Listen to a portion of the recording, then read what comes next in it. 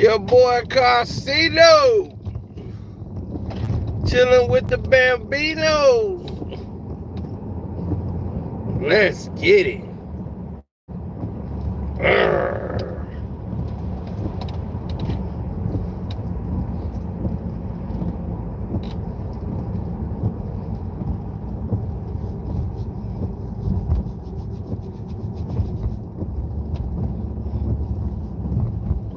Now, I'm glad you get the notifications, nevertheless. They don't want to send it to nobody else. Now, here's the thing. Here's the situation.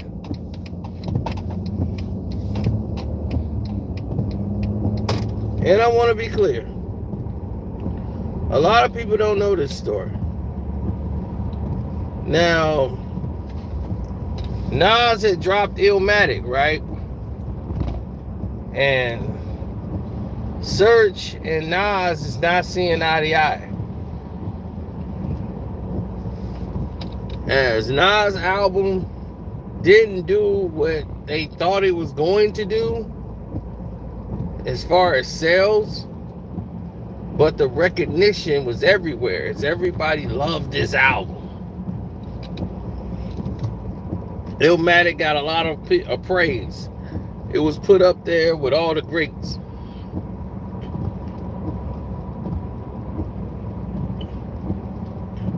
But Method Man album was out to Cal.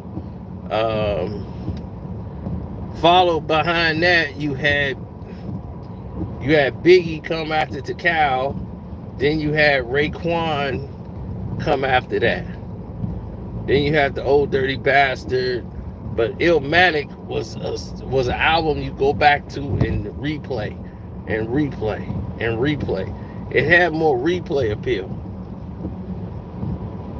It was one of the most dangerous type of albums to ever put out at that time, due to the fact that people weren't ready and they didn't understand. Like, it was a hood album. Nas just made an album based on his hood, on his block.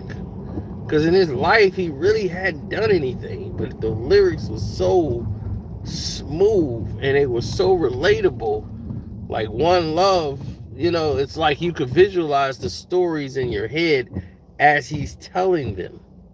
You visualize it. So you really didn't even need a music video. You know, so everybody who would pitched in ended up making a classic contribution to the album, from Pete Rock to, you know, Q-Tip. All of these people ended up making classics. Each joint they made was a classic, you know, so it really elevated the songs to now it's a hip-hop classic album. But let's get to the Marley Marl part. Don't forget to hit the like button too. And if you're new here, subscribe to the page, hit the notification bell.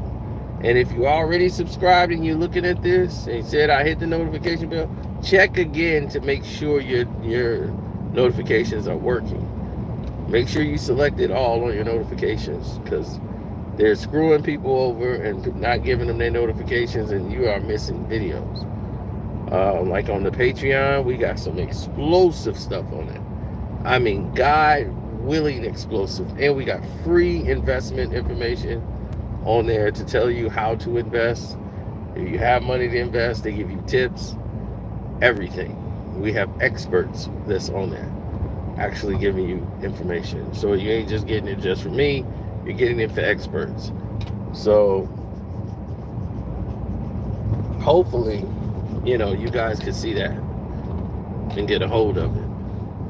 Now let's get to the gist of this. Now, here's the thing. Nas said, okay, it's time to make the second album. So Nas had about 3-4 songs that he wanted to do. The whole It Was Written thing, second album, wasn't going to be called It Was Written.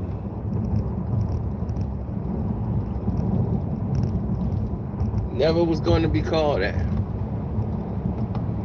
So it was untitled at the time. And what Nas is gonna call the album was The Coming, The Becoming, or something like that. I think it's The Coming or The Becoming. And Nas, The Becoming. And Marl was producing. So that was it. Marley was going to produce the entire album, right? This was the whole thing he was pitching for his sophomore effort. What was finna happen? He was going to cut out all these producers, and it wasn't going to cost a lot to just give all the money to Marley, let Marley make the beats. It's Queensbridge. We're going to keep it Queens.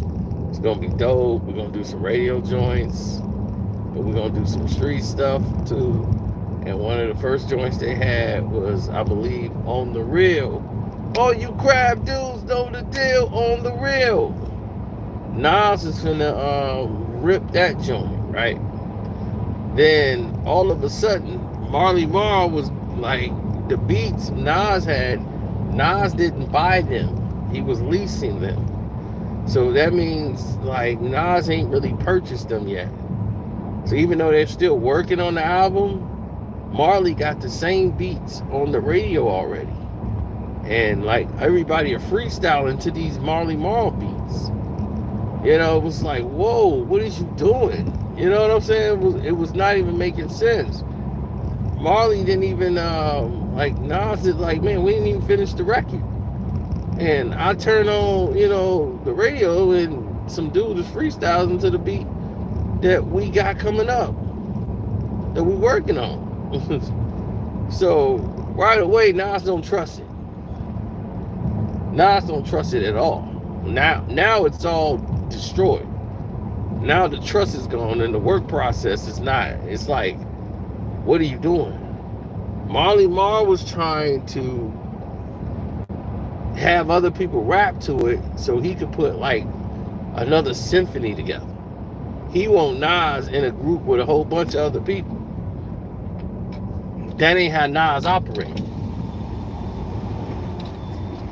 And this is not a Marl project. This is a Nas project. But he trying to make a new Juice Crew with Nas at the center. Nas is gonna be the new MC Shan. And now we finna make a new Juice Crew.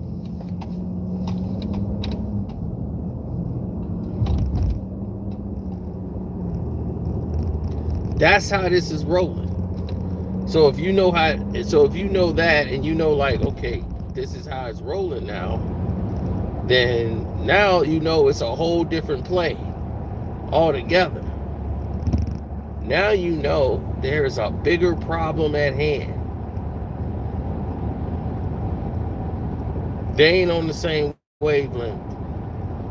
And when you ain't on the same wavelength, you're gonna have major problems at play. So Nas decided, okay, I got to get out of this with Marley. So Marley had to get paid for his time. So Columbia Records owed Marley Marl money. And they were like, well, you can't get the money until the album's out. And he was like, bull it. Marley Marl want that bread. So he says, Nas owed me the bread. Because I'm going to charge him for studio time. I'm going to charge him for wasting my time. And this is X, Y, and Z. And this is how Steve Stout comes in. Steve Stout came looking for Nas in the projects. And Jungle pulled a gun out on him. They told this story already. And man, Steve Stout, it was just, he was in the business, making money with Hammer, everybody like doing stuff that people never even knew who he was, but he was a businessman. And he knew the business. So he knew how to take care of Marley and make sure Marley was taken care of and out of the picture. And he came in and managed Nas's album and constructed the rest of the album. See, Marley wanted Nas, Master Ace, I think Chi Ali, I mean, Special Ed. It was Special Ed, Master Ace, Nas, and about a couple of other ones. I want to say Chiali, but I can't say that for sure. But I know Special Ed was one of them. It was Special Ed, Master Ace, and Nas. Now, whoever else is filling out the rest of the situation, I don't know. But he ended up replacing Nas with Buckshot Shorty. You know what I'm saying? Like, Buckshot Shorty ended up going into place of what Nas was, but he was trying to make a new Juice Crew. Because it ended up being, they ended up making the Symphony Part 2, the Crooklyn Dodgers theme for Spike Lee's show, Crooklyn, his movie Crooklyn that he came out with.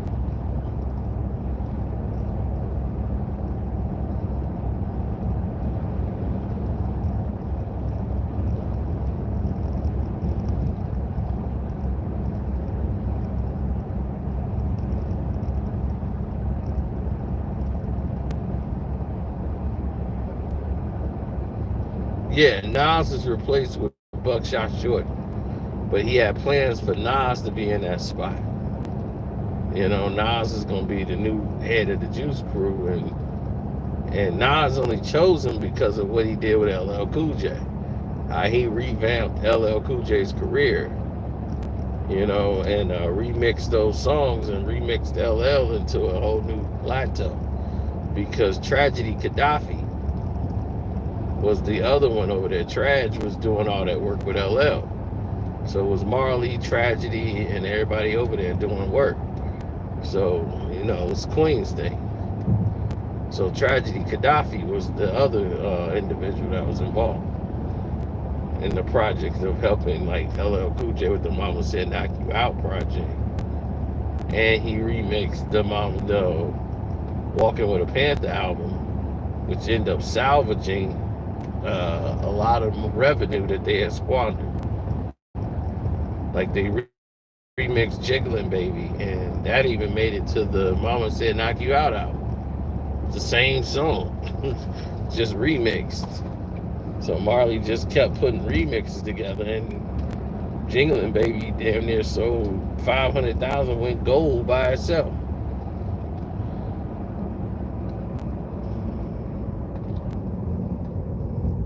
To the Break of Dawn was just supposed to be like a radio track, and it took off. I know, I just try to get y'all the real, you know, keep y'all informed, hit y'all with the real. Straight up and down, no special effects. Just give it to you raw.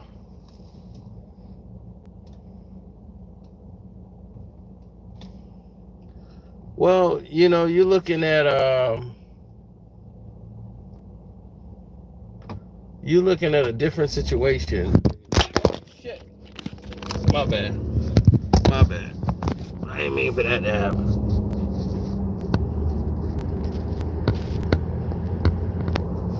But you got to look at all terms and everything included. When you start looking at everything in totality, you're seeing the whole scope of everything. You're like, I can't get jiggy with this. This ain't me. You know what I'm saying? Like, this is not your vibe. Nas knew right away, I can't work with Marley Marl. I don't work like this. The way he does things, he comes on his time. He doing so many things. Like, I'm secondary. And you got to remember, Nas ain't really Nas yet. You know what I'm saying? He's working on the second album. He got a lot of street appeal, but Illmatic didn't really sell records like that. It did commercially, like, oh, it's okay, it's fair. But it ain't like it broke the barriers down. It's just proclaimed like he was a rapper's rapper. They love Nas, but the fans don't really know him yet. It was Fast Life with G-Rap, features he had with Mobb Deep. Nas is out there after Illmatic. And so the anticipation grew, especially after the Hell on Earth feature, I mean the Raekwon feature, and then on Hell on Earth he did a feature, but it was mostly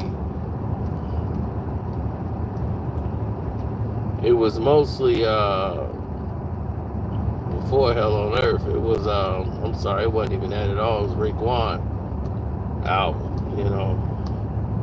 Once he did that on Ray album, heads are blown. It was over. That verse is considered like one of the greatest verses in hip hop on a feature ever. For a rap hip hop feature, Nas's verse, it was considered the best feature verse of all times. And it wasn't like anybody else's verse sucked. It's just Nas was so great and it fit. And he just killed that verbal intercourse. That was amazing. And I said, wow, this is a flawless verse. Police paying me to give him my gun. Trick my wisdom with the system that imprisons my sons.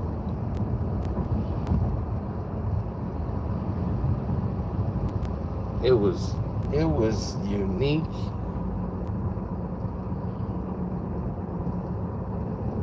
In every sense of the word, man. I'm just like, wow. This dude is really good. That told me that how good he was, because I'm listening to some of the most incredible raps on that album that any human being had ever dropped. With Ghostface shining on every track. One thing is factual. Raekwon was the worst out of everybody on the album. And it's his album. And Ray ain't whack. So that's letting you know how good everybody else was. Ghostface outshined him on everything he ever did. Ray was decent and dope. But it was like, man, when you hear Ghost, you're like, oh my God. Like, it was over. Everything he did, it was over. When you heard Ghost, it was over. Inspector Deck. Everybody who featured on that album basically outdid him in rhyming. Like, Ray only had probably 2 songs by himself, and he really didn't jump. But he was outdid on his own album by other rappers. Like, every time he was featured with another rapper, they basically outdid him. Capadonna killed everybody on Ice Cream. It was, it was like, Ray was dope, but it was their show.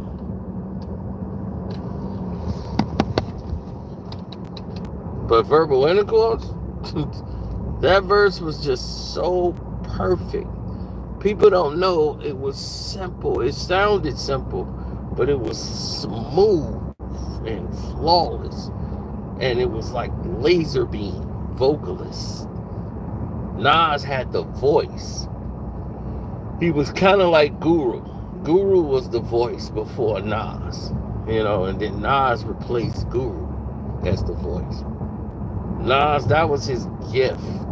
Not only did he have the rhymes to go with it, to make it so vivid, and his writing and storytelling was so just incredible, he also had the voice. It was laser clear.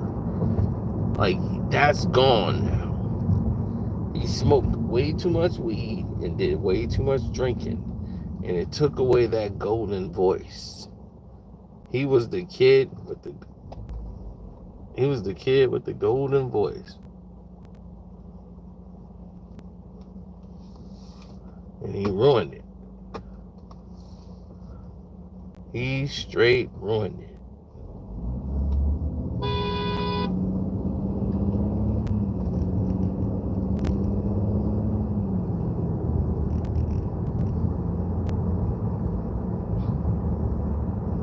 But what was he to do? Especially at that time.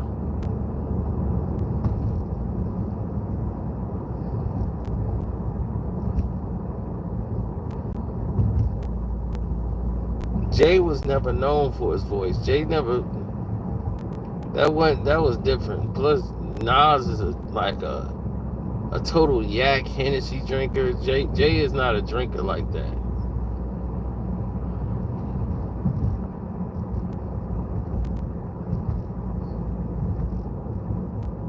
Nas is a drinker.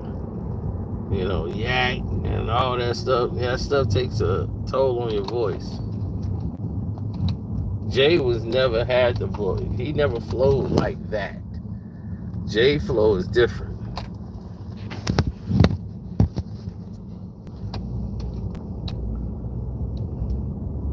Nas' voice was like poetic when you heard it. It was clear, so concise. Listen to Illmatic or It Was Written. It's an entirely different sound to how it sounds now. You know, granted, he's about 50 now.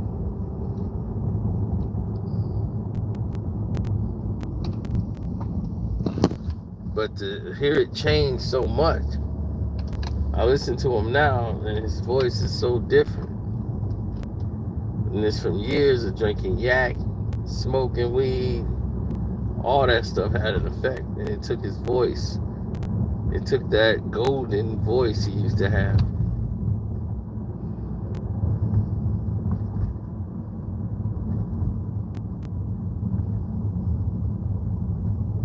Raekwon was a monster on the beats.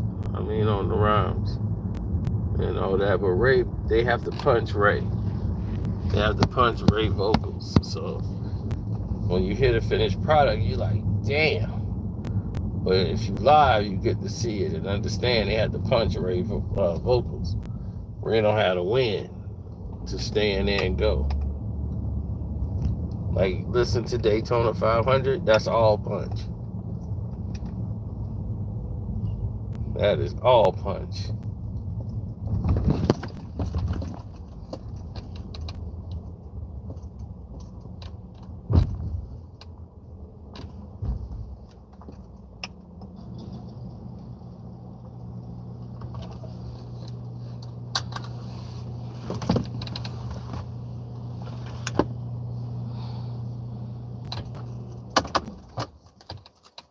Yeah, but you got to start thinking about the narratives. You know, if you think about all the narratives and put everything together, you start saying to yourself, well, is it Nas? Is it something else? You know, what is it? And the truth of the matter is, Nas was just incredible as an artist. You know, so you got to take it with a grain of salt. You got to, like they say, you got to take the bitter with the sweet. This is it, man.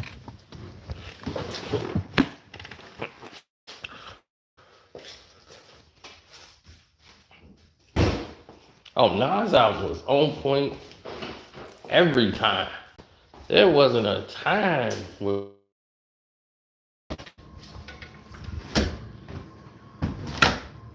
I don't remember a time when it wasn't on point.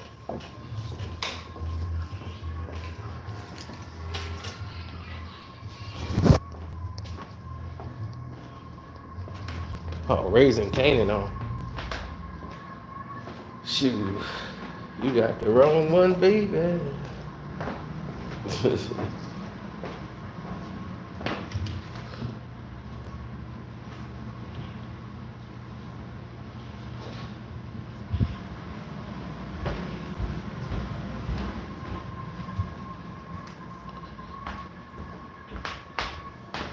No, Nas and Damian Marley. Nah, yeah, they made an album. That's not related to Marley Marl. I'm sorry. That's two. That was two different people all together. Way too different. Damian Marley. Yeah, that's the closest to Marley Marl he was gonna get.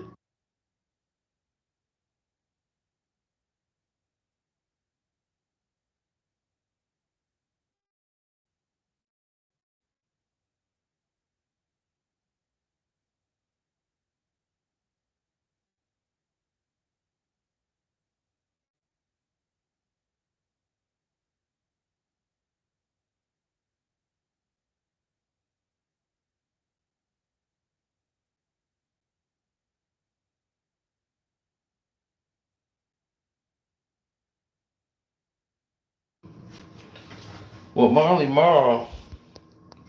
what many of you don't know about Marl, is that Marl was going to do the entire It Was Written album. The entire album.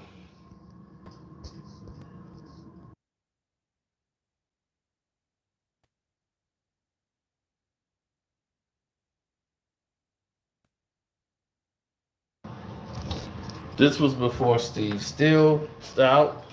Everybody was there, the whole nine. Yeah, but once you hear your song on the radio, you hear the beat and hearing everybody freestyle over it. Because what Marley was doing was trying to make another Juice Crew. He want to get the beat out there so everybody can hear it and see how it performs and have all these rappers rapping over it. And then he gonna put that together and make a new Juice Crew, make a new symphony, you know? And Nas ain't with that. That ain't his project. And then Marley ended up making a new symphony with Master Ace, Special Ed, and they did the Crooklyn Dodgers. Y'all remember that? Crooklyn?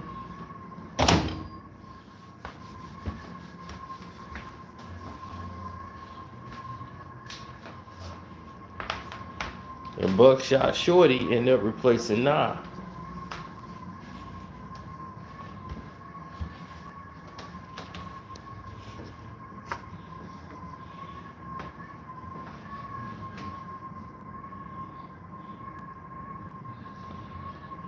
Sincerely, I Gave You Power. Tupac has done it. Many people have done it after Nas. Tupac did it on Me and My Girlfriend. Me and My Girlfriend, he's talking about a gun.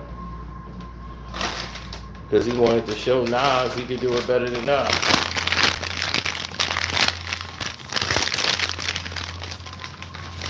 And I like Me and My Girlfriend that Tupac did, but it ain't Nas. It ain't I Gave You Power.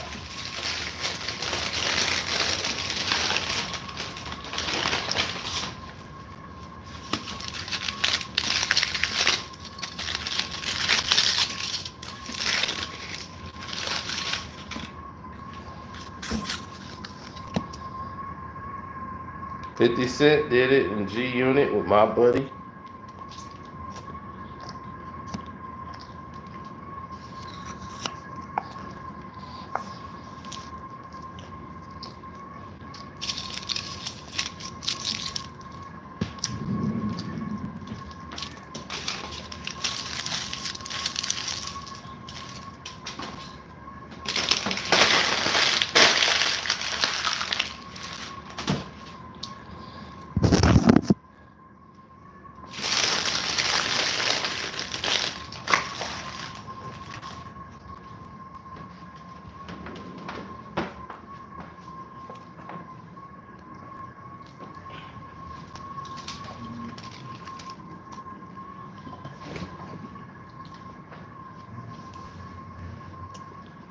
Mm-hmm.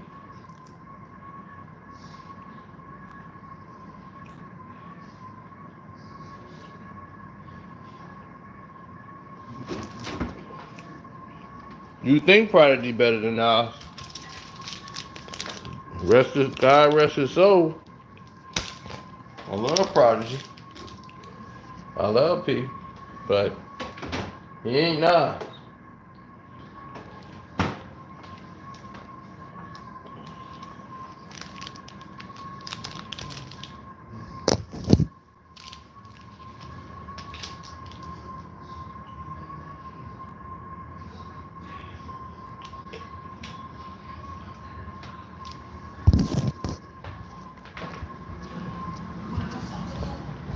Oh, this is my part.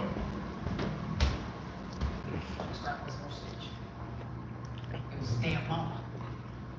Yeah, hitting him like that was a mistake. And I gotta live with that. I Yep. gotta accept that loss and I gotta move the fuck on. Could you do that? Huh? Could you carry that nigga? Can you carry that, Lou? That's the job. That's what I do. Because if I don't do that, y'all don't need me.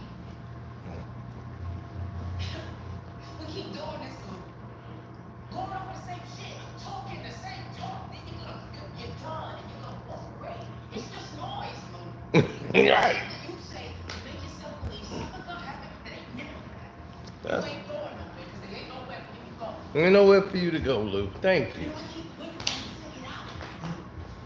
To see what's as obvious as a nose on your motherfucking face, but you ain't never gonna see, so I'm gonna have to say it out loud for you. So we can stop having these fucking talks because I'm tired. So let me make it plain. Let me make this shit real simple. I own you, nigga.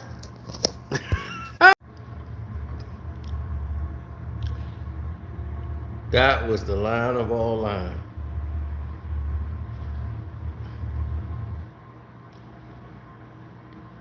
And Lou knew it was true.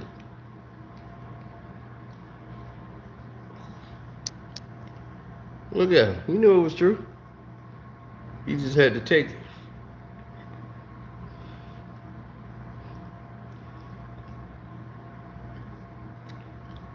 Right, because he coming in on nonsense.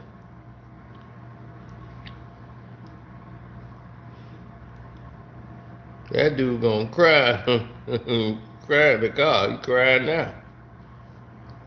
Yeah, the finale made up for a lot in this season that I didn't like. So we'll talk about that tomorrow. I'm out.